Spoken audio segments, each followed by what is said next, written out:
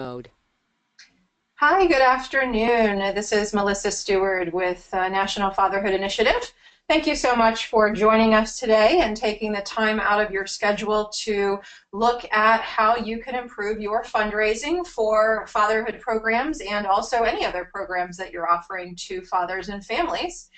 I'm the Vice President of Marketing here at National Fatherhood Initiative. I've been here for about 6 years, and it's been a fun ride, and really enjoy learning about all of the different kinds of work that you all are doing with fathers and families. And I'm excited to share this information with you today about fundraising specifically.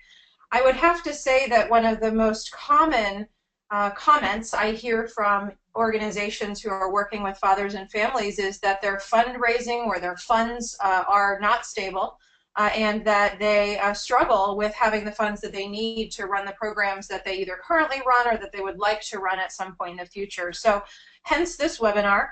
We also received requests from many of our partners asking us to talk about fundraising and give some tips on how you can improve your fundraising efforts. And so here we are with this webinar today. So let's just dive right into it. We've got this beautiful shoe here, and the idea behind that is that, have you ever heard this phrase where the shoe pinches? What that means is that there's, something that causes you a challenge or causes you a difficult situation. And the unfortunate fact is that finding funding to start and maintain a program is really one of the greatest challenges that's faced by organizations and individuals that either want to start a program or either maintain one. So we hear it about both. And so the webinar here will focus on the different kinds of funding that we know of that's available, and how you can figure out how to access that. As many of you are aware, there is funding from the U.S. Department of Health and Human Services that's been coming out for fatherhood programs since 2005. On average, they have funded anywhere from 40 to 50 programs per year. And there's also funding from other federal agencies that provide ways for you to integrate fatherhood programs into your larger efforts. So whether you're doing reentry work or workforce development, or any other kind of service to fathers and families, there are opportunities for you to integrate your fatherhood work into that. We also know that there are some state agencies that provide funding for father-specific programs through federal funding streams, one of which is TANF. But really, otherwise, there's a lack of funding in the public sector for father-specific programs and initiatives. And while private funding is available, it can be very challenging to secure. So, like I mentioned, the focus of this webinar will be on the things you need to know about fundraising, different avenues that you can use to raise money, and how to create a fundraising plan.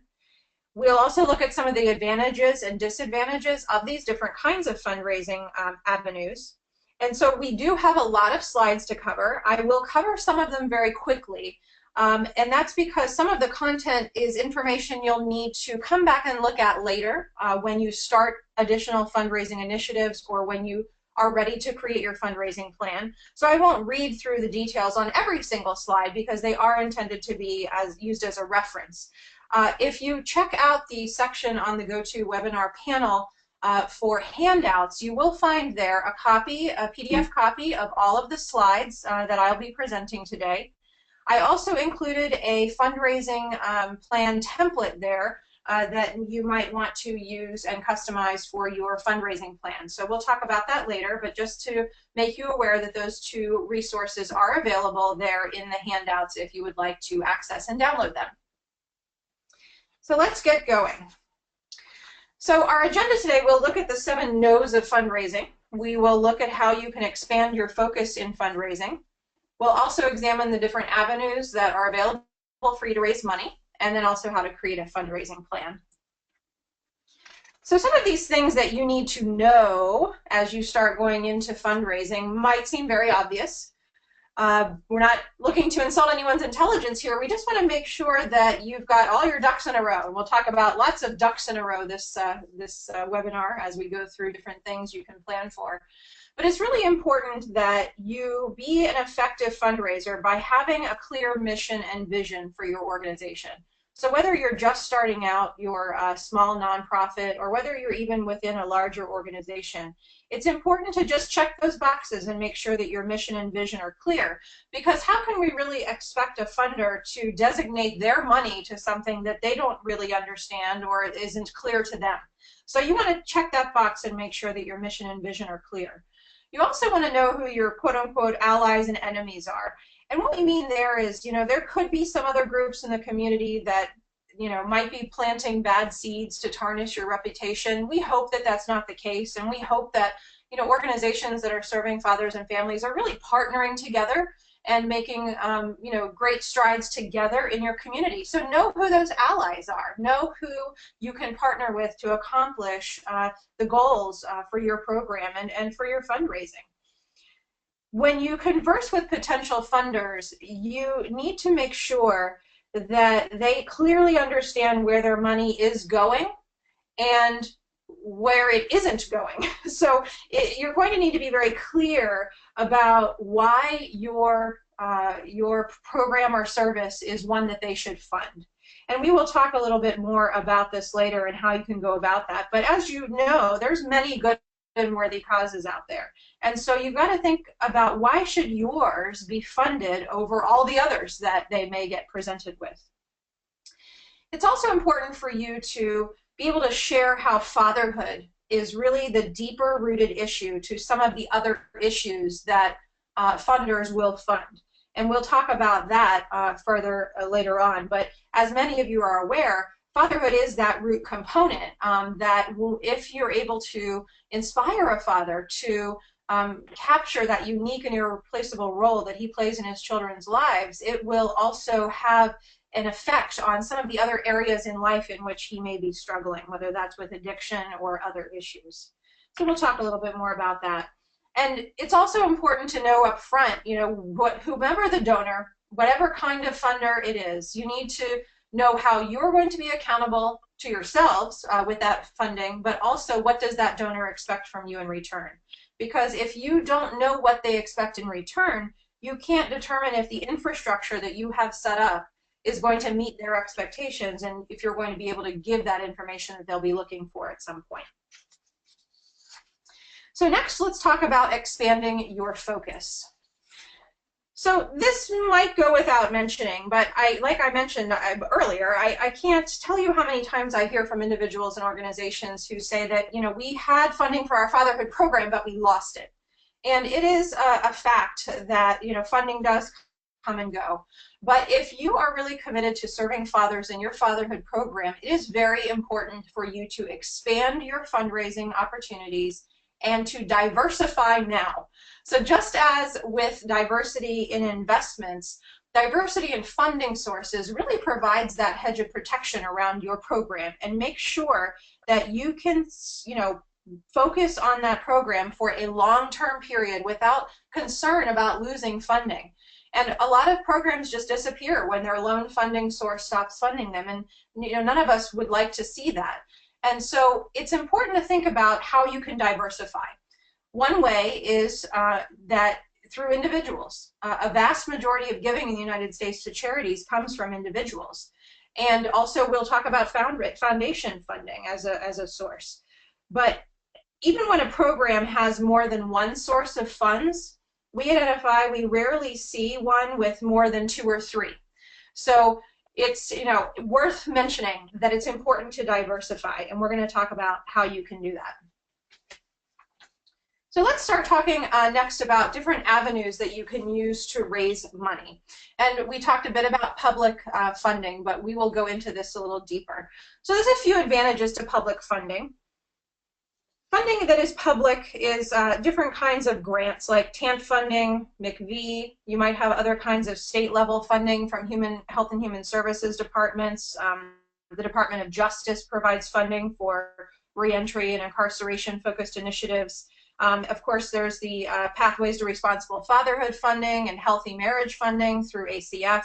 So there's quite a variety of public funding that is available out there.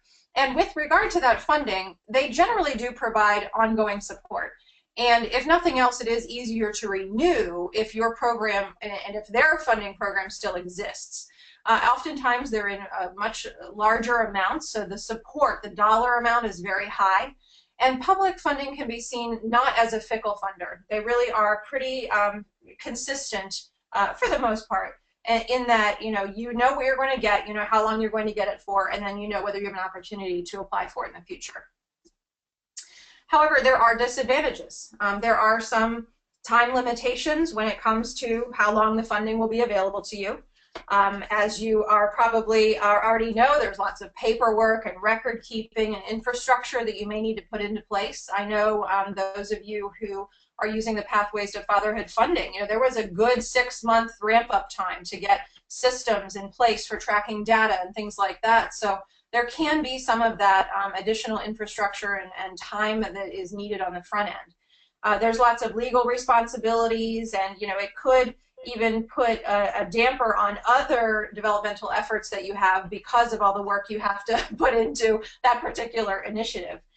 We have heard that some people have had cash flow problems as a result, especially if you have to spend out of pocket before you're getting the funding reimbursed to you for, after you turned in paperwork and that kind of thing. So that can be challenging if you're not prepared to deal with all of that. And then there's some, internal bureaucracy that's really needed to make sure that you are spending those funds properly and all of the things that go along with that.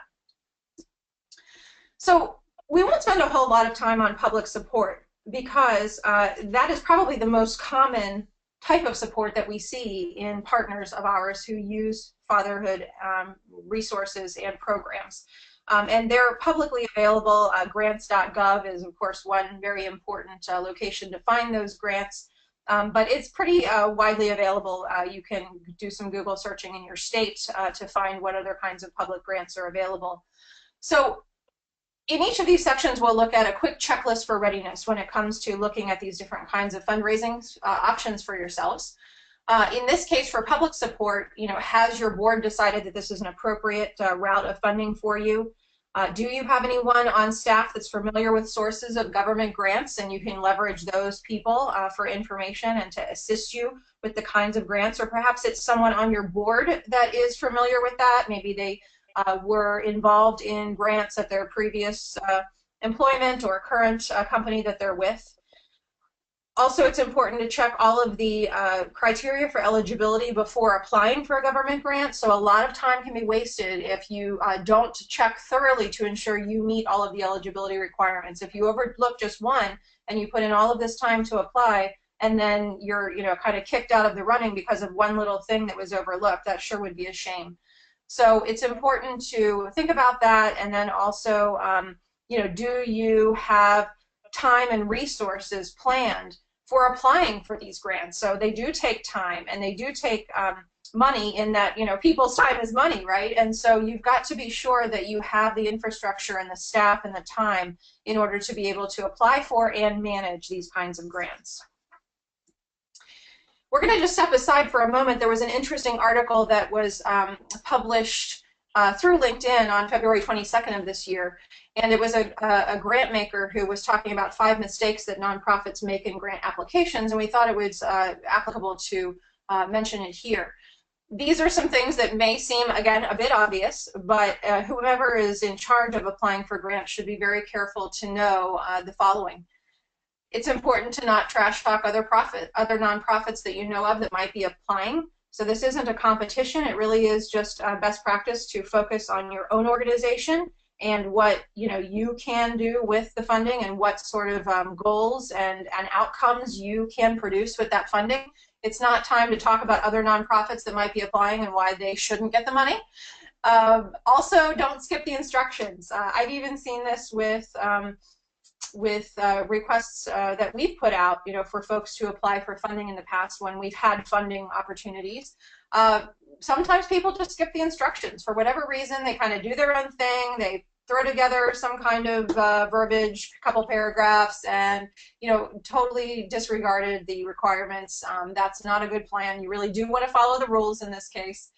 And be sure to not write an unclear or verbose application. I would even say, if you're going to write something, write it out and actually give it to someone else in your organization to read that doesn't know a lot about applying for grants, and make sure they understand it and make sure they understand the points you're trying to make. Also, you don't want to go above the program officer's head. Again, this is not a time to come up with a creative way to get the money for your organization. It's really important to play fair and follow the rules. And lastly, don't hide your weak spots. There are plenty of weak spots in every organization. There's things that we could be doing better. There's things that we can always be improving on. And so don't try to hide them, but just be sure to have a plan to address them. If it does have to come up in the grant application, if they're asking you whether you have XYZ in place and you don't, tell them you don't, but give them a plan of how you will get that into place. So it's not the end of the road just because you don't have that. As long as they see that you have a plan to address it, that's what's very important. So I highly recommend you check out this article if you want to read a little bit more detail about what the author had to say about mistakes that could be made. So next we'll move on to private funding. So private funding, what we mean by that is foundations. So foundation funding can be a very critical part of a funding plan. In 2013, which was just a few years ago, research shows that foundations gave more than $50 billion in funding to organizations. And when it comes to foundations, there are two different kinds of foundations. There are private foundations, and there are grant-making public charities. So private foundations mean that the money is actually coming from a single source. So it might be an individual person, a family, or a corporation. A grant-making public charity, sometimes these are called public foundations.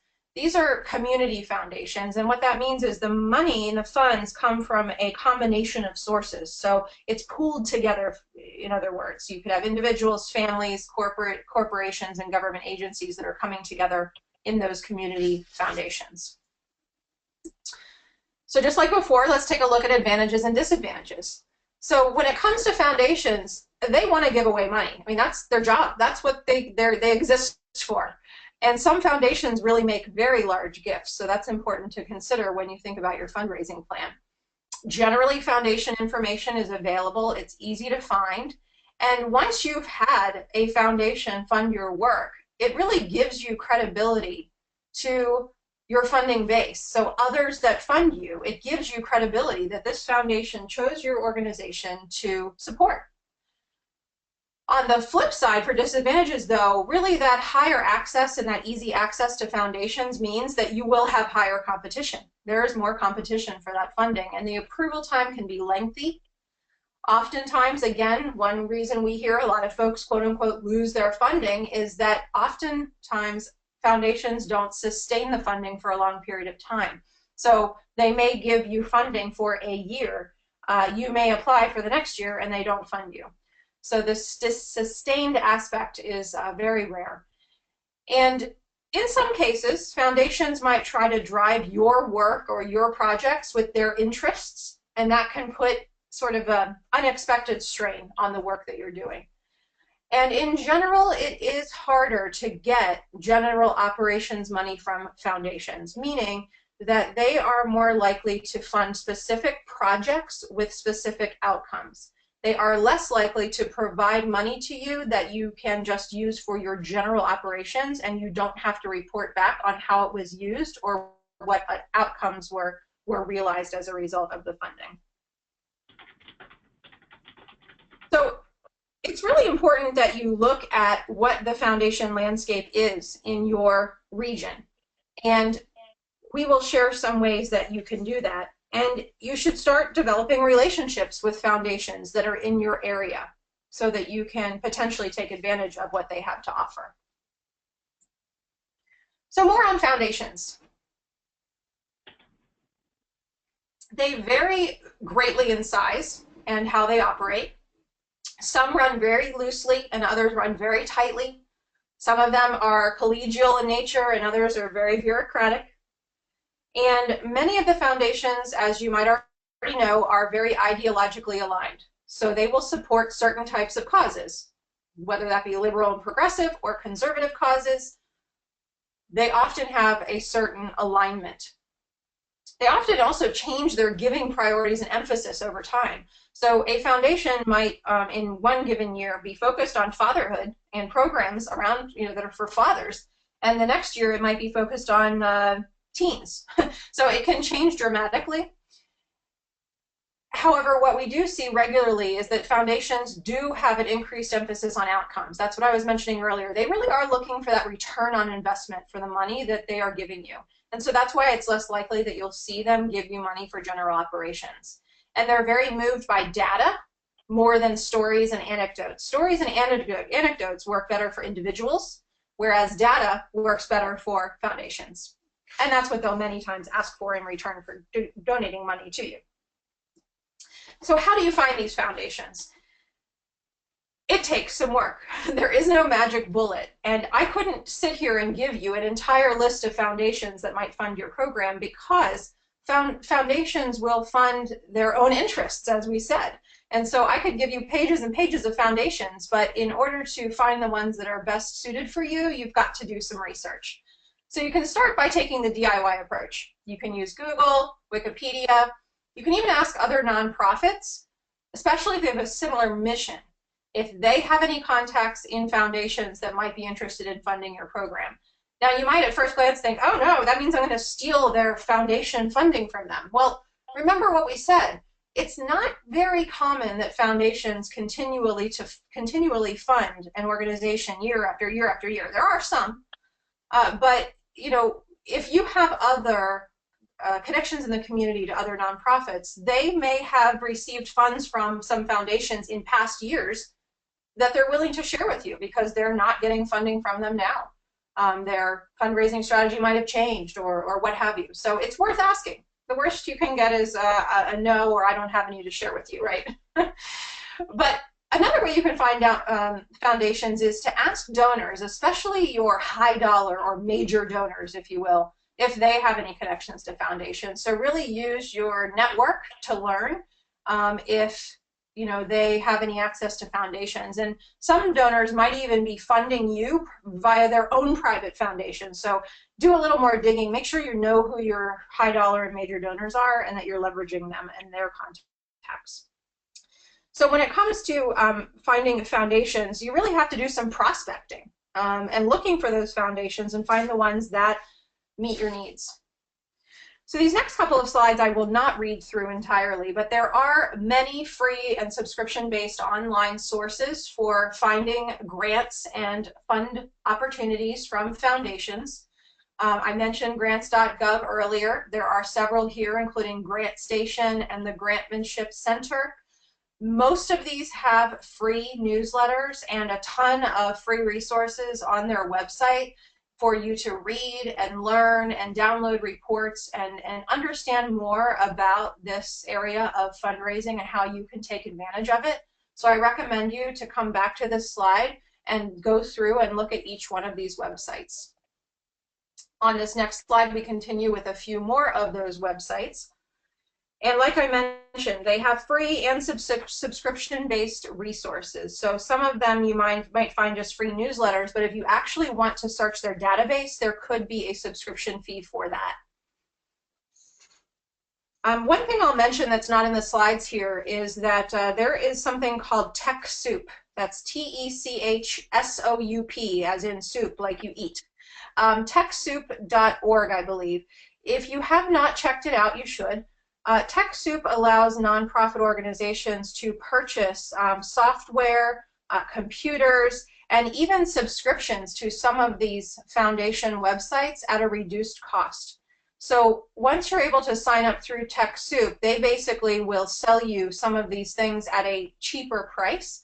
So instead of signing up for, say, GrantStation through grantstation.com, you might be able to sign up for it through TechSoup at a much reduced rate. So I highly encourage you to check that out. It'll have a lot of benefit for you even beyond just these subscriptions to the fundraising websites. So as you start doing your foundation's research, it's important to think about and identify the criteria that's going to help you select which foundations to approach. So you can't just out of the blue call up a foundation and ask them if they're going to support you. So you've really got to come up with a way to determine if a foundation is aligned with your organization's program and mission. Now, the bad news of this whole webinar is that it will be rare for you to find foundations that specifically fund fatherhood organizations or programs. So if you went on one of those websites and you typed in fatherhood as one of the things that a foundation supports, you might get a few depending on the month or the year. But in our experience of over 20 years of dealing with foundations, seeking out foundations that fund fatherhood work, it's not often that you're going to find ones that specifically fund fatherhood organizations or programs. That's important to know because it doesn't mean that there's nothing out there for you. What it means is you've got to dig a little deeper and find those that support issues that are directly connected to fatherhood. So parenting, family strengthening, and then issues that are affected by father absence, which is what I mentioned earlier. So whether it's poverty, alcohol and drug abuse, teen pregnancy, all of those unfortunate outcomes that we often talk about that are a result of father absence, there may be foundations that support those initiatives, and as a result of helping you in that initiative, you are able to add a fatherhood component to the work that you're doing with the foundation funds. And many foundations do have portfolios that are issue or topic focused. So you'll be able to find this information and determine if what you're trying to do fits into their funding goals and portfolio.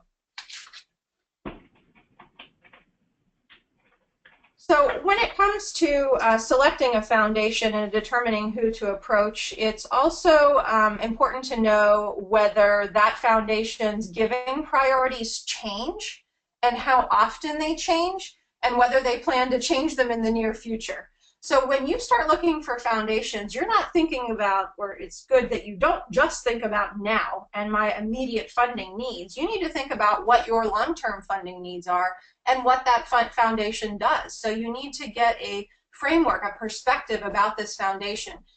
Have they been consistently funding XYZ type of thing for many, many years? Okay, well, if yes, then you can imagine they probably will continue to do that. But if they give you information that they change their priorities frequently, that's important for you to know because you may not have the chance to go after a multi-year or repeat grant with them. So you want to think about that on the front end because you really have to know that foundation so that you can set your own expectations of how you'll be working with them, whether that's on a short-term basis or a long-term basis. And it's also important to note whether if they are ideologically or religiously aligned, and if your organization is, are they comfortable with supporting that ideology or religion? So there's that, matchmaker aspect of it. It's important to know that you shouldn't waste time trying to convert or convince a foundation that your ideology, your religion, your whatever is what they should be thinking and supporting and caring about, because it just will become a waste of your time. We'd hate to see that happen to you. Next, what might seem obvious, but I don't know that people take the time to do this, is learning about the foundation staff themselves. And it's important that you start to investigate who works at this foundation. Again, with the internet and lots of websites, you can learn about the staff.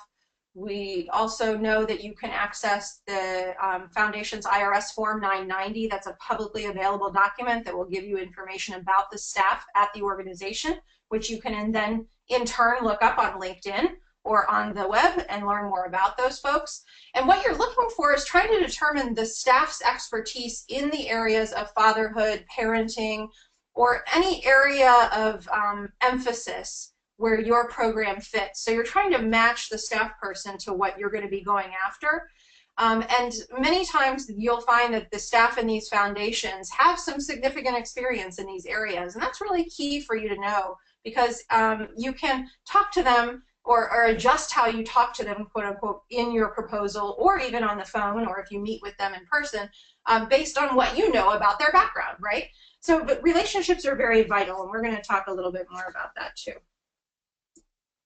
You also want to study their giving priorities and what their guidelines are through their website. So once you've researched all the foundations, you've got a list of foundations, you start learning about them, their staff, and their priorities. So again, more Google searching, more researching, The different websites online will usually list the types of funding that they give and organizations that they've funded in the past. Something that's really key is that the foundation's websites will usually tell you whether they accept unsolicited proposals, meaning you can just write to them out of the blue, or if you need to follow some sort of deadline, time frame, format, etc. for a grant application and different stages in which you can apply. So some of them are more loose and some of them are more tight, and you just need to figure that out for the foundations that you decide you want to go after. You also want to look at organizations and programs they've recently funded. How similar are they to you? Has this foundation ever supported work that's similar to yours? And then this is a really important one. What size are their typical grants? You do not want to go in there asking for $100,000 when they typically give 25. So you want to make sure that what you're asking for is aligning with the type of monetary amounts that they've given in the past. So you can see on their website, many times they'll list past grants. Their annual report will list last year's grants. And also the Form 990 will list organizations that were funded with the amounts in any given fiscal year. So that Form 990 is valuable to you, and you want to make sure to check that out. There is a worksheet that's available on foundationcenter.org that helps you with selecting foundations. So there's a resource for you that you can use in this process. A few more comments about engaging with foundations. Like I mentioned, you need to follow the rules. So, don't send a letter of inquiry or a proposal just on a cold call basis. Unless they, if they have a framework of how you should apply, I recommend that you follow that. But if at all possible, if you have determined that there is a staff person or several folks that sound like they have a good background with what you're looking for them to fund, it's important to try to meet with them and pitch your idea if at all possible. That personal relationship really goes a long way. And so it could be a program officer in a larger foundation. In a smaller foundation, that person might be an executive director or a president. And by meeting with that person, either on the phone or in person, it helps you gauge whether even applying is a waste of time or if it is worth your time. So as you probably know, and if you don't, trying to find people to fund your program can take a lot of time. It could also have a huge payoff. But whenever you can, you want to make sure you can gauge whether something is worth your time or not before you put all of that effort into it. And so as you start to develop a relationship with a staff person at the foundation, they might, they can become your advocate, and they can go back to the board of directors, let's say, of that foundation who makes the final decision about the funding. We've seen that happen with NFI in particular. Developing that relationship, that person becomes an advocate, and then you're able to acquire the funding for some particular period of time. Before you do meet with that staff person or even contact them, just make sure you have your ducks in a row. You want to make sure you know what you're talking about. What are you proposing? What are some examples of success that you've had? Take a quick look at your website. Make sure that your mission and your vision and what you are offering in the program that you're even suggesting that they fund is listed prominently on the website. Imagine you ask a foundation for funding and they go to look at your website and they can't find a single mention about the thing you're asking them to fund. Now, I understand if it doesn't exist already that perhaps you won't have anything on the website, but particularly if you've been doing this kind of work for a while, they should be able to find something on it. So the thing I noticed that's most common with partners that I've looked at, websites who use our resources, NFI's resources and programs, is that the Fatherhood Program, as awesome as it is, sometimes is not mentioned on the website. Or it's mentioned with one quick little blurb, and that's about it. So make sure that if you're asking them to fund your fatherhood program that you've been running for the past 10 years, that your website shows that you have a fatherhood program you've been running for the past 10 years. You want to make sure that it matches what you're saying so that it doesn't seem like it's coming out of left field.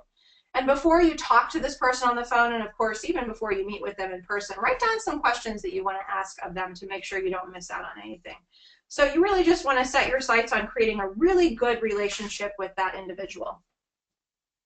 Like I said, that staff those staff people, they're going to check up on you. They're going to look at you on the web. They're going to look at you on social media. So you want to think ahead about what they're going to do so you've got all your ducks in a row. And sometimes the staff within foundations are judged by their portfolio of funded organizations. So really, your job is to make them look good. So by having your ducks in a row, you can make sure that happens. And we really don't recommend submitting a proposal without first establishing a relationship and getting that clear indication that you have a chance for funding, because you do risk wasting a lot of time and energy trying to put together a proposal that may not get considered. Now, there are some foundations who don't want to be contacted, no matter what. We understand that there are ones who you will not be able to contact those staff. They don't want to talk to you. They just want you to follow the rules on their website. And so do as much research as you can before you go ahead and proceed with that, making sure that the time you're putting in is worth it and that you feel you have a very strong chance for being one of the selected organizations to be funded. So a quick checklist for readiness. Is your organization keeping good records of foundations that have supported your organization in the past? Don't forget that you could go back to a foundation that hasn't funded you in 5 years because their initiatives and their funding strategy is always changing. Have you checked with your board and your own staff to see if they have any foundation connections? Have you looked at the foundation deadlines and how they match your needs schedule? So thinking ahead of when you're going to need the funding, you've got to see how their requirements and their timing fits into that. Do you have a good budget? Does your organization have a good budget? They're going to want to see that budget. So you've got to have your financial paperwork in order.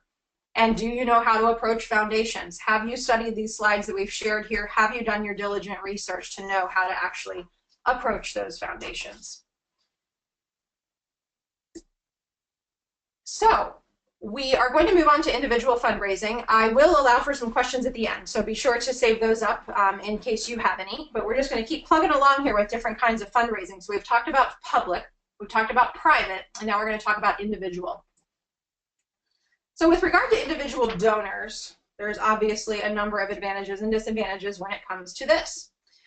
With individual donors, there are so many different ways to reach them, and people in general have all sorts of different interests, and they are willing to support all sorts of different programs and projects. They're not as strict as foundations might be. They're also very likely to be faithful. Once you've established a relationship with an individual, especially one that might be in your community or has a special place in their heart for the kind of work that you do, they can be very faithful and provide that sustained ongoing funding. And, depending on the depths of their pockets per se, you might get very large gifts from these individuals. They could be in the six-figure range. However, on the flip side, the disadvantages is that it takes time to cultivate these people, and doing the research and good record keeping to track them and make sure that you're continuing to give them what they need so that they'll continue giving to you. And it, really, if you think about it, takes a lot of individuals to equal one foundation or one corporate gift. So there's more people involved to equal the same amount of money, but it's not worth discounting them, and we'll talk more about that. And one other disadvantage is individuals can nickel and dime you to death. And what we mean by that is sometimes the individual donor is so close to and interested in what's going on in your program that they are very particular about how their money is being used, and they may hold back funding if you don't get XYZ situated. And so everyone's entitled to their own needs when it comes to money that they're giving, but just be aware that that can happen, and it's something to keep an eye out for. So it is known that individuals give way more money overall than corporations or foundations. So combined, in 2013, there was $240 billion that was given by individuals, or that's 72% of total giving in 2013, according to the National Philanthropic Trust. And 95% of households give to charity. So think about that and how much of that you are getting in your organization. With individual donors, they tend to be loyal. They also don't tend to do a lot of background research before giving, so it's not so invasive as it is with a foundation. And really, that individual looks to you to give them the information they need on how effective and efficient you're being. And many times individual donors just rely on a recommendation from a family or friend that this is a good organization, they're doing great work, you should donate some money to them. And they're generally satisfied with the organizations they give to. They want to know that their money's not being wasted, and they also don't want to be solicited too frequently. There's a number of reasons that individual donors give, and really understanding what motivates them to give is important for you to know when you're talking to a potential donor, why they might give to you. So keeping these in the back of your mind. They might have a personal connection to the staff of your organization, or they might have a family or friend that's asked to give.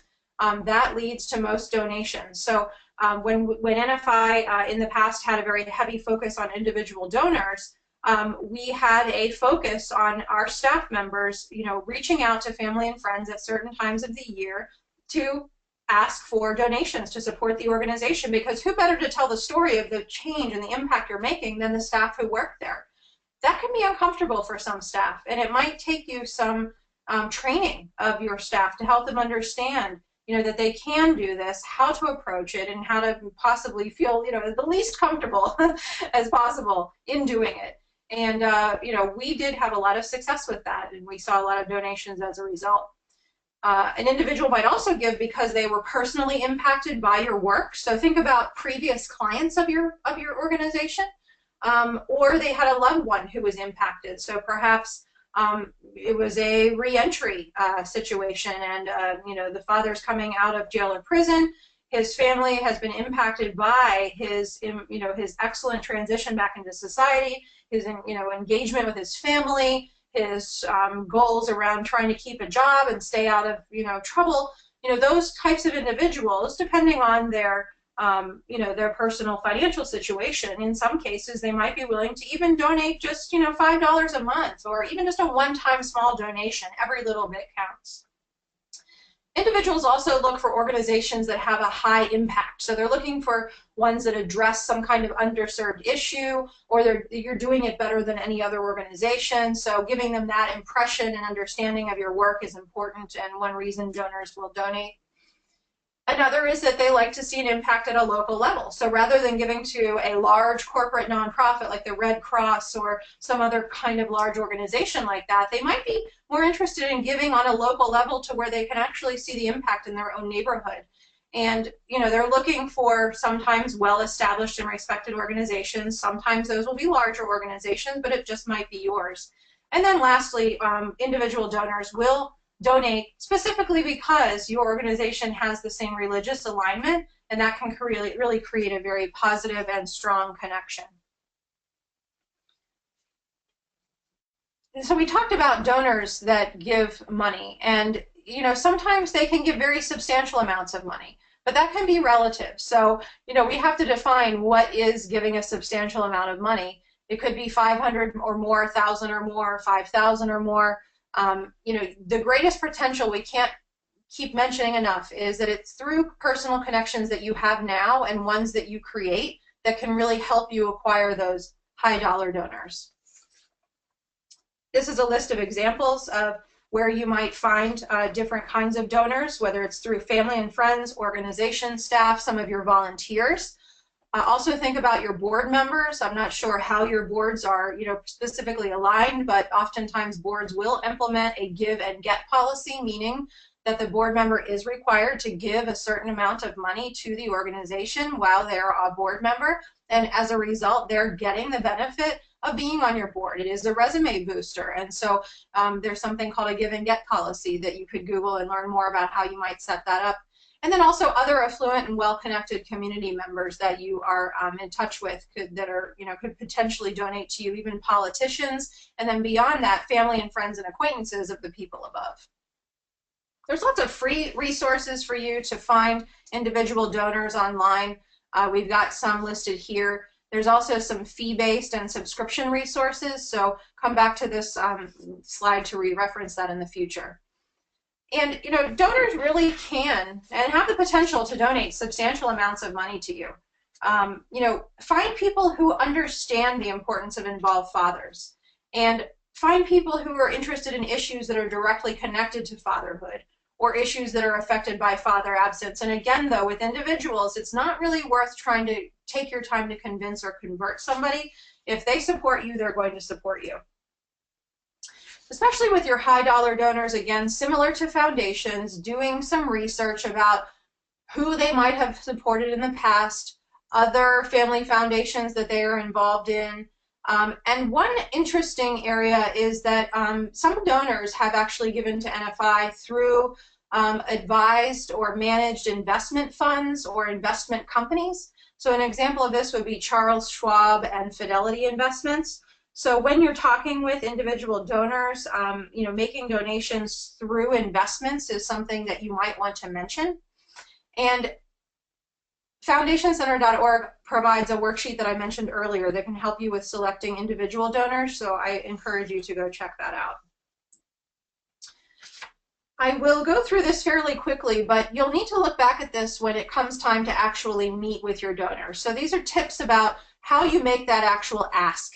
It is important that you always ask for more than you're looking for, because that way you will typically get what you're actually looking for. This could take the form of asking for at least X dollars, or a certain figure, a 4 or 5 number figure. Making that ask oftentimes would involve the leader of your organization. So whether it's your executive director or president, they may be the person that is ideal to make the ask after you've done the research. And just like before, we need to make sure you have your ducks in a row. Having talking points, being able to share stories, much more than data when it comes to individuals, much more. And it's important to note, however, that there are some business people that will be very savvy with financial data, so it's important to be prepared to give them what they need. And then follow up. Once you've engaged them to donate with you, you can't forget them. Personal notes, tell them how their money is being used. Always appreciating them for their support is very important. But you want to keep the thank you note for their donation separate from a future appeal where you're asking them for more money. You don't want to combine the two. Always keep those separate. There's some timing suggested here, and 3 C's when it comes to engaging donors. You want to ask them to contribute. You want to connect them to others, you want to connect with them or connect with others that can give. And you need to continue to coordinate new prospects and new potential donors that might be able to come in and support your organization. It's important to mention that donors don't always just donate money. They will contribute in kind through volunteering their expertise or to actually deliver a program. So don't forget about that. That is a donation. They also might evangelize for your program or ask others on your behalf to donate to you. And, one of the keys that we can't mention strongly enough is just really getting into the heads of those individuals that are committed to donating to charities. And there are actually some organizations that cater to helping you understand what individuals are looking for when it comes to donating. And it helps you learn the lingo for when you go to ask for those donations. And this is a really great resource, the High Impact Giving Guide from the Center for High Impact Philanthropy. Please visit that website, check out that guide. It can give you that insight in how you can connect your program to what the donors care about. So don't spin your wheels. Make sure that you're talking to them in a way that matters. Also, it's important for you to have a profile on GuideStar. You should go there, build your nonprofit's profile if you're not already there. And also a key to success would be having that specific ask prepared in advance. As before, we've got a checklist for readiness, lots of things to check back later on. That system in place, is someone assigned to actually creating those relationships with donors in your organization? And do you know how to approach individual donors? Do you know what they care about? Lastly, corporate funding. There are some advantages and disadvantages to corporate funding. We only have a couple of slides on this, but corporate funding is likely to sustain year after year, and having a large corporation support your work and being able to publicize that matters.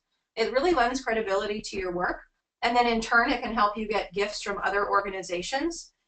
Also, we found that individuals within corporations that make decisions to support your organization might want to be part of your board, so that can give you additional support in a different way. And sometimes, just sometimes, you can get undesignated gifts from corporations that you can use for your general operations. So that was one of the challenges we saw with regard to foundations. It wasn't often used for general operations, but corporate support can be. The disadvantages, though, is that corporate donations can be very small, but especially at first. You know, when you are developing a new relationship, you may not find that they're going to give you a large amount of money at first, but over the years, you're able to ask them for increasing amounts, and they may be willing to support you, being that they're seeing the impact that you're making with their money. You might also have an obligation to actually publicize their gift. So keep that in mind, depending on what the organization is. You might need to publicize that and make sure that you're comfortable doing so. There's times where the corporation might want involvement in your promotional activities. They might require that they're part of your board, or they might only support specific projects. So it could go the other way too. How to find corporate support? Well, my recommendation is to first find small and locally owned businesses in your community and develop a relationship with the owner. Even if the first thing they do is just support you with something really small. Maybe it's a donation of paper plates for your event, or a donation of some other kind of service or goods that they offer in their business. You can start small and build on that relationship. They may be able to support you financially in the future. It's also important to ask your fellow staff members what companies their spouses and relatives work for, and just ask if they know whether those companies have any cause marketing initiatives or any kind of donation matching programs. And then if they aren't sure, you know, ask them if they'd be willing to look into it for you and maybe give you someone you can contact. So, you know, you're not putting them on the spot to go asking on your behalf, but they may know that, oh yeah, that we do this, you know, volunteering program every year, or we do always talk about how we give away $10,000 a year to an organization, a nonprofit that's doing great work. And you say, oh really? Okay, well how can I learn more about that? So really kind of navigating those channels to find that information can help you. Also, ask your high dollar donors if they might be able to connect you within companies of their own or of their friends that might do these kinds of cause marketing programs or initiatives kind of on a larger scale. And then same, likewise, ask your board members if they have any of these kind of connections for cause marketing or matching programs. You can also go online and just research, you know, mainly large corporations that do these kinds of things. You know, it is challenging if you're looking at a large corporation like, let's say, you know, big retailers, the big box retailers, you know, trying to get that kind of attention for fundraising can be very hard. But if they do have local store initiatives where those stores are looking to support local community organizations, you might be able to go that route. So an example would be you might have seen at your local Target or Walmart, maybe they're supporting a local school or something like that. There might be a chance that they support local initiatives that you could benefit from. So we have a checklist for readiness, just like before, that you should follow. I'm getting short on time here, so I want to make sure that we talk about how to create a fundraising plan. And really, all of this information I just told you comes down to you deciding which of these types of fundraising channels and avenues you want to pursue. We talked about having multiple sources of funding and that the death of many fatherhood programs comes from not having diverse funding sources. So we can't encourage you enough to really be able to continue to make that impact with fathers and families, to ensure that you are able to get that funding on a long-term basis, and it's from a variety of sources. So if any one stops, you have others that are still going while you ramp up the funding that was lost again. Making sure that you can secure those funds for your program. When you're creating the plan, you really need to answer a number of questions like, how are you going to identify those funding sources? How will you secure the funds from those sources? And who's going to help you? You can't just be one person, especially if you're having a big plan with a number of different funding sources. And by having this, it really helps you limit any kind of crisis fundraising that you might run into where you suddenly lose funds. Knowing the types of support you need in your plan is important. We've mentioned general operations funding, and we've mentioned specific program support funding that provides for services, salary of staff, and that kind of thing. And so there's a review here of the different kinds of funding you can find, different sources, grants, individual donors, etc.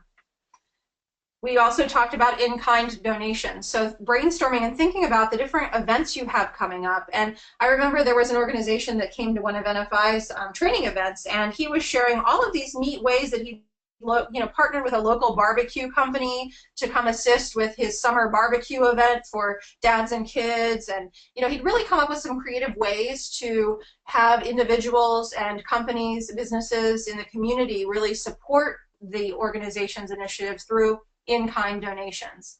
So don't rely on one or two sources. That is the best thing I can tell you when it comes to fatherhood programs. And if you only have one source right now, it's time to diversify.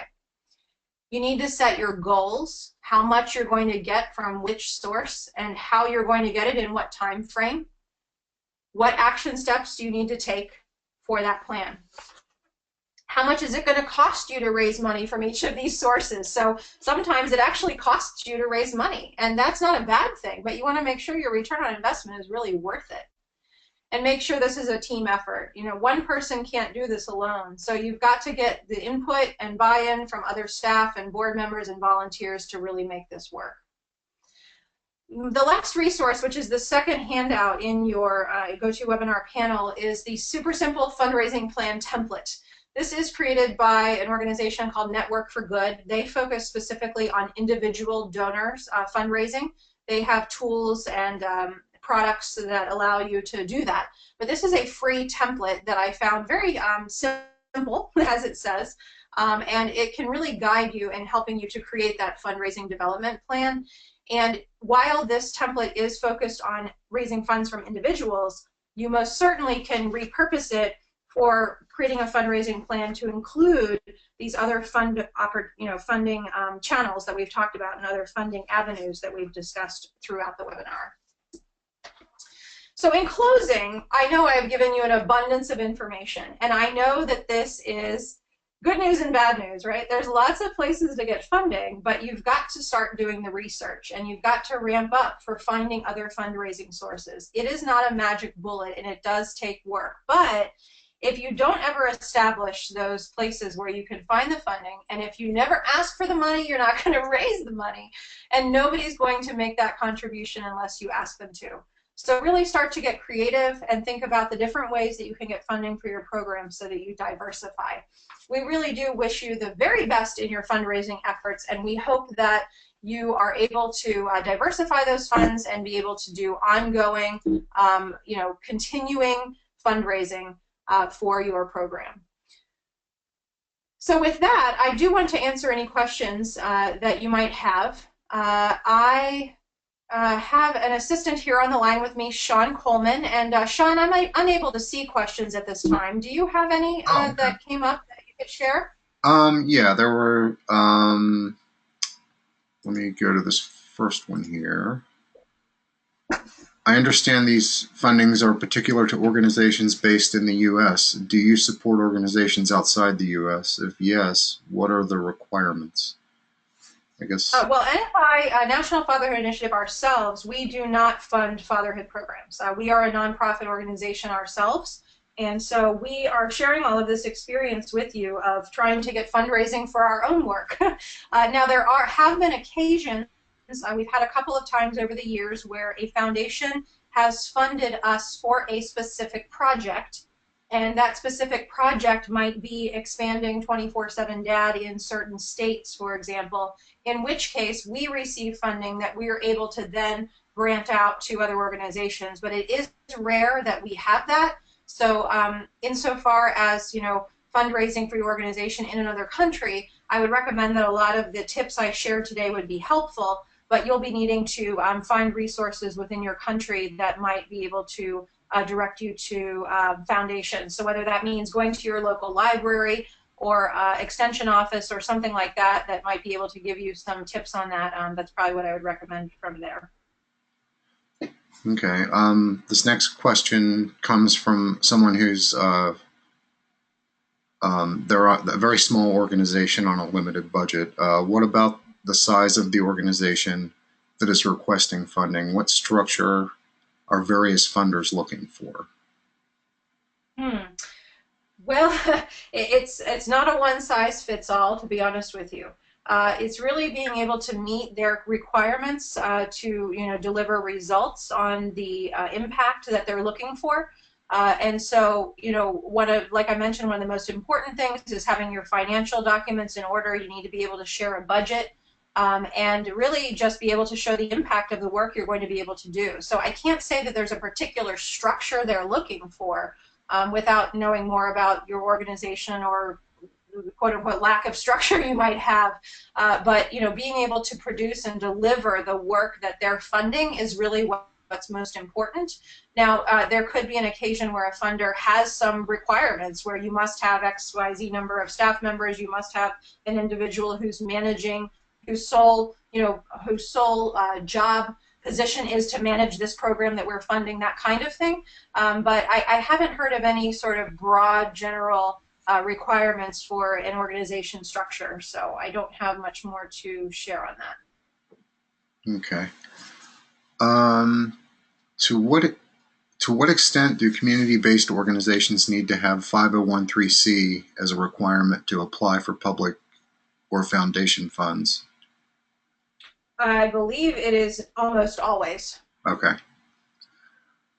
Um, and then the second part of that question is how do you get that status? I think that might be outside the range of this. Yes, I don't have information on that. I would recommend that you just Google it, and you will find information on that also through the IRS Okay. website, which is irs.gov. Next one. Oh, this is another 501(c)(3), which I think you answered in the last one. How critical is it to be 501(c)(3) when you're a small rural community? Mm-hmm. Yeah, and it really also depends on the requirements of the funder. So, when it comes to formal funding from a foundation or a state government, they're going to have some requirements. So you just have to find out what those requirements are. By and large, I would say that you're going to have more opportunities to raise funds if you are a formal 501(c)(3. By being able to say that, it really goes a long way for you. But as to each specific funder and what their requirements are, you'll definitely have to look into that when you're considering them. Okay. Um, as a small fiscally sponsored program, is there any types of funding we should steer clear from or pursue?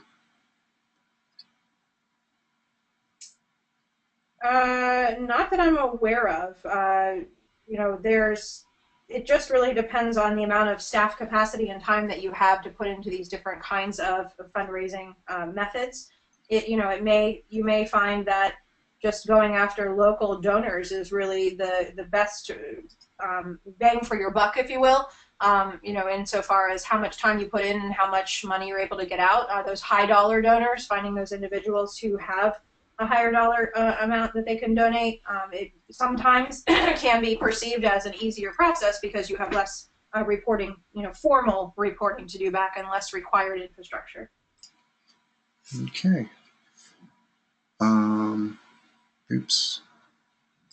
Can you recommend any small business mentoring organizations, maybe that are highly regarded and have implemented this type of program successfully? Maybe something nationally recognized. Uh, I'm not sure I understand the question. Yeah, it sounds like um, Whomever asked it, if you wouldn't mind, just sort of expanding on that. Are you looking for someone to mentor you in becoming a small business, or how to actually do better fundraising? I'm not sure the details on the question there. So maybe we can come back to that if they're able to okay. expand. Well, that's it. There's several thank yous Oh, in here. Everyone seems to have okay. enjoyed the webinar. Great. Well, by all means, I'm the individual who asked the question I was unable to answer. My email address is msteward@fatherhood.org, or you can simply send it to info@fatherhood.org. Sean will get your email and forward it on to me. I'm sorry I didn't understand the question, but I'd be happy to dig further into that with you. Thank you so much for your time today, everyone. And again, make sure you grab the PowerPoint slides as well as the fundraising plan template. And we will be sending out the recording of this webinar by early next week at the latest, so you can look out for that, and anyone who didn't attend will receive it as well. So best of luck to all of you in your fundraising efforts, and thank you so much for your time today. Have a great day.